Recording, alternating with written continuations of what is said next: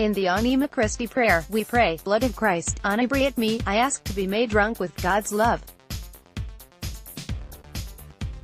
Can I really drink this cup? What does the cup mean to me?"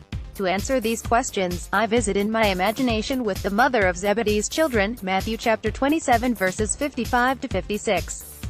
She tells me, "What mother would wish crucifixion for her sons? While my sons were hidden, I dared climb the hill with many other women. We risked revilement, mistreatment, and worse. But we also felt invisible. Who would bother a knot of horrified women? I stood at a distance with the cluster of women on Calvary. I couldn't bear to be any closer to watching Jesus' final breaths. As I thought about my request some time ago, that James and John be on Christ's right and left, Matthew chapter 20 verses 20 to 28, I felt ashamed. The words of Christ echoed in my head, "You don't know what you're asking." He was right. I wanted only the upside of discipleship. Give me miracles and happy endings. My son's enthusiastic, "Yes, and we are able," seemed shallow as I watched Jesus approach death. Looking at those men being tortured made me shudder.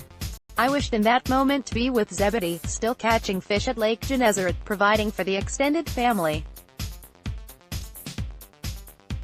My stomach growled, but my hunger was mitigated by watching how much Jesus suffered. Even at that distance, I could feel him seeing me there. I sensed he was grateful for my motionless accompaniment. The blood horrified and mesmerized. His wet, red forehead, his scraped knees, and his strafed torso added to the distortion of his body. The horror of the scene was burned in my memory. After his death, when they lanced his side, I remembered God's covenant with our ancestors, sealed with blood.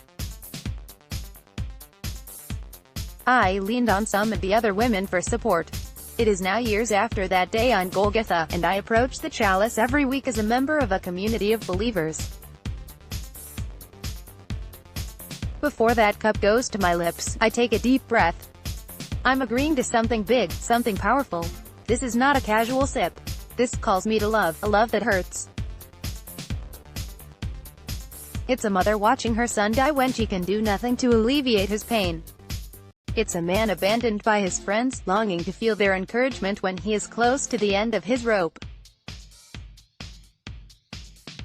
Bread feeds when the loaf is broken apart, but blood flows together, pulling separate droplets into one.